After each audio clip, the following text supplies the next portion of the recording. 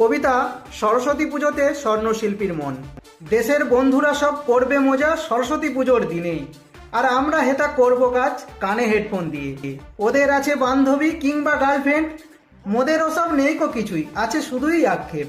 ভিন রাজ্যেও আজকাল অনেক পুজোই হয়, তবে সেটা সেটে দেরি আনাগোনা, কারিগরদের নয়।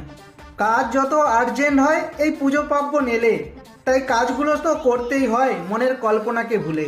যতই করি আর্জেন্ট কাজ, যতই থাকি ব্যস্ত, তবু মনের ভিতর কোথাও যেন লাগে বড় কষ্ট। ভোরের দিকে কাজ তুলে যখন ঘাঁটি মোরা ফোন, বন্ধুদের সব স্ট্যাটাস দেখে চোখের কোণে আসে জল।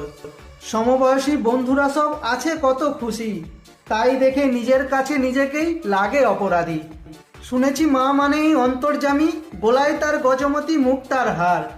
এ জনমে নাই বা দিলাম অঞ্জলি, তবু পরজনমে দিও মাগো একটু বিদ্যার ভার। নমস্কার।